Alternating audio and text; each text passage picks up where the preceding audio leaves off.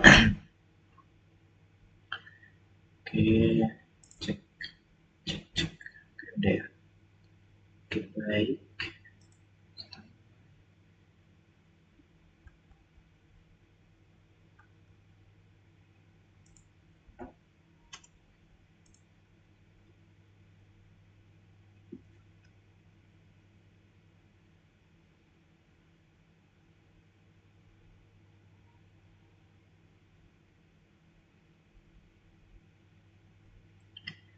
Oke,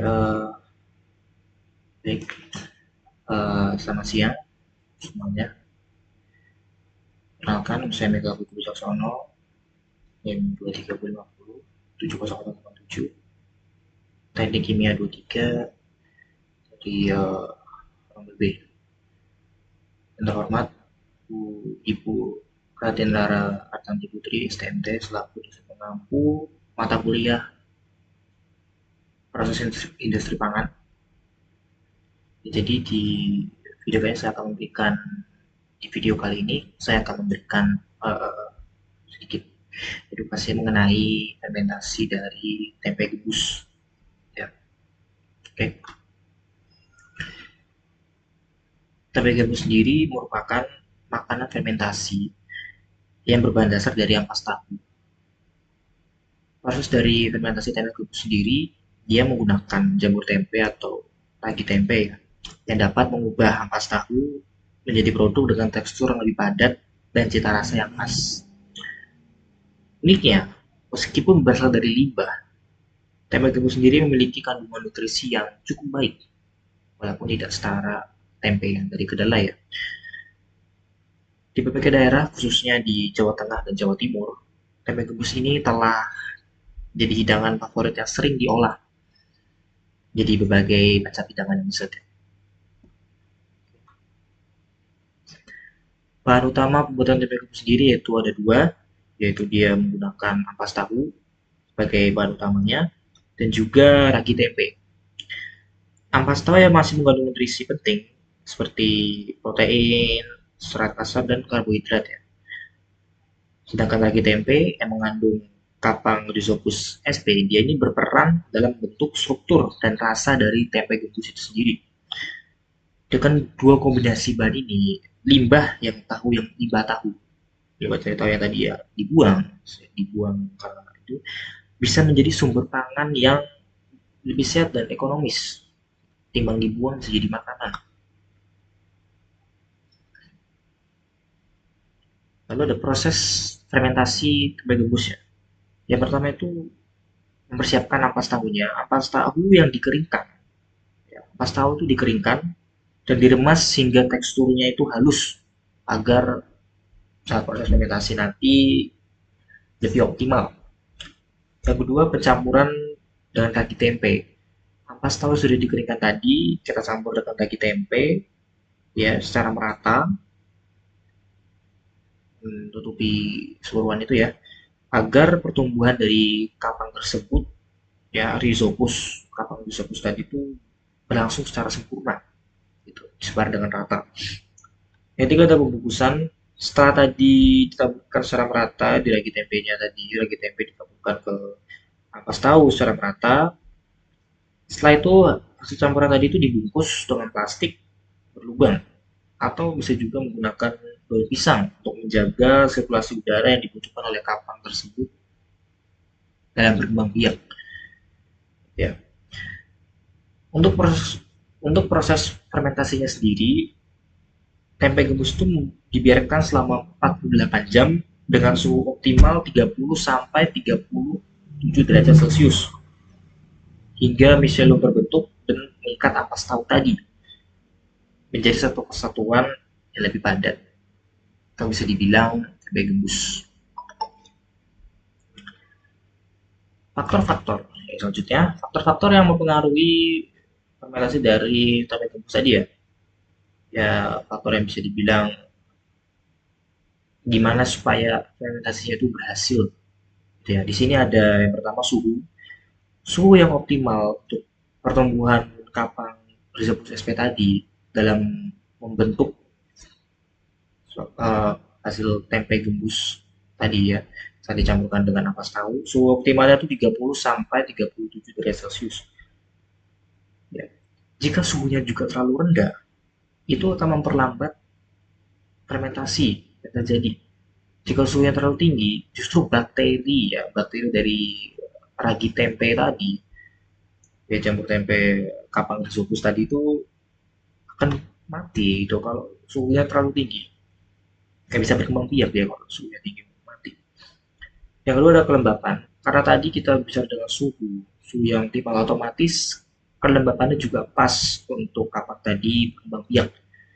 Maka dari itu kelembapan yang disesuaikan dengan suhu yang optimal dapat mendukung pertumbuhan dari mikroorganisme tersebut. Yang ketiga, ventilasi udara yang baik, ya.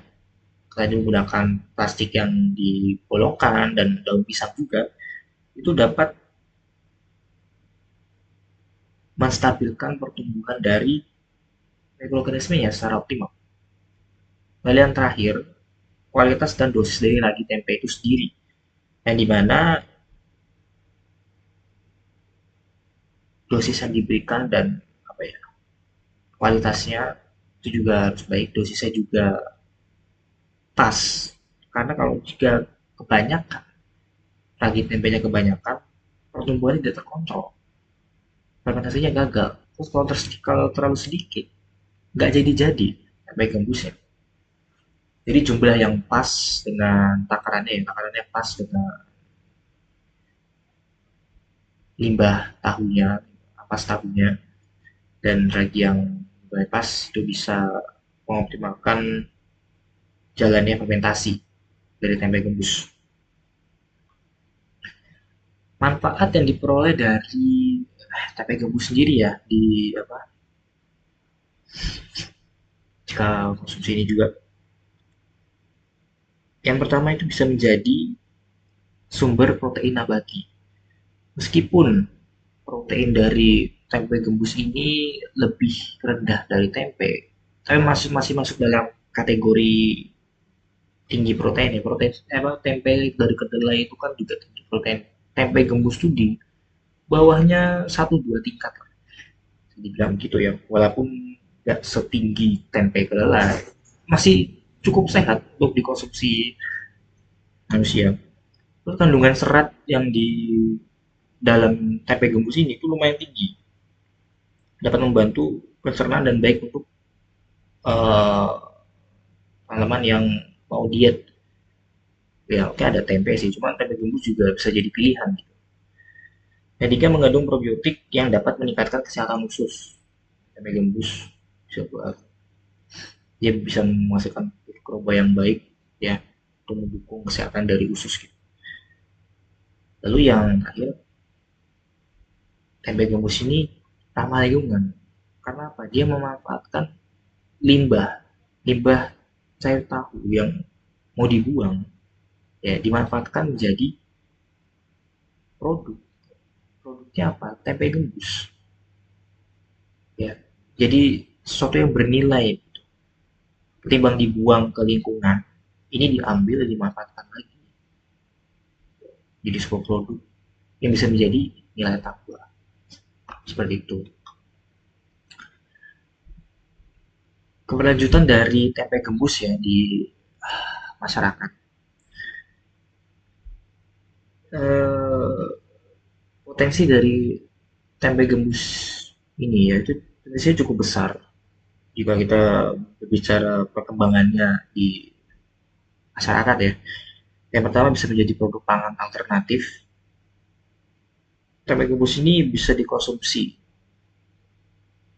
seperti bisa jadi bahan pangan ya, bisa digoreng, bisa dijadiin sayur, ataupun dijadiin oseng gitu.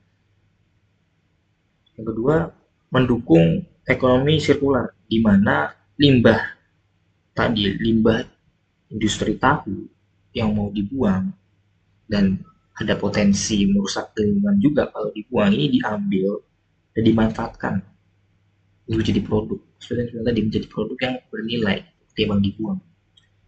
Dan yang ketiga bisa menjadi potensi bisnis UMKM karena biaya produksinya rendah.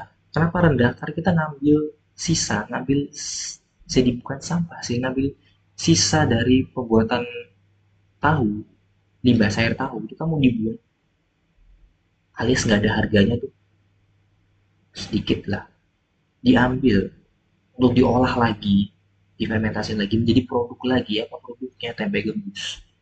Ini bisa ya, menjadi usaha yang berbasis pangan lokal dengan modal kecil, namun bisa meraup keuntungan yang cukup besar dengan modal sedikit.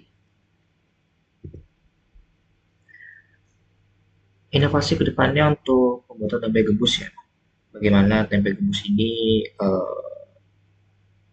bisa berkembang dan diterima di masyarakat luas.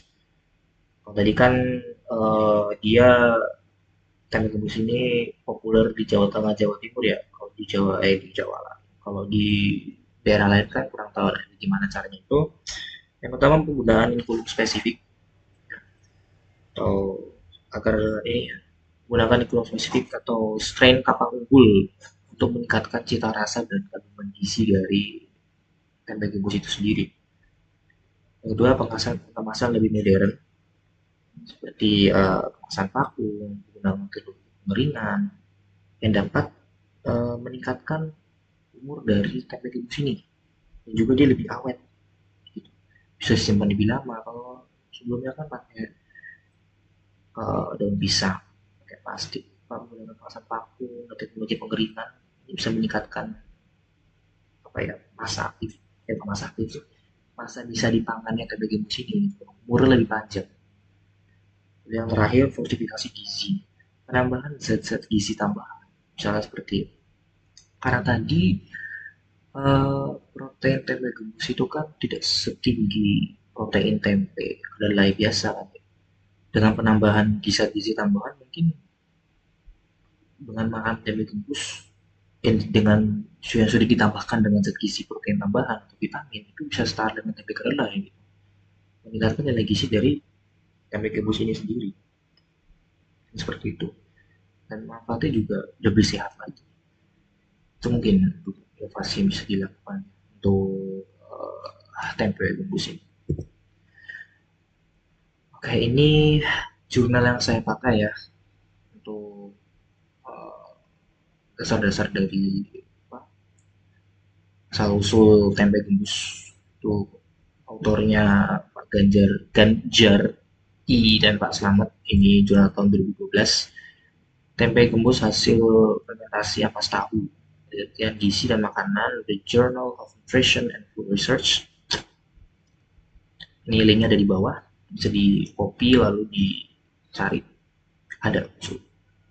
The Journal of Nutrition and Food Research. Ini yang bagus.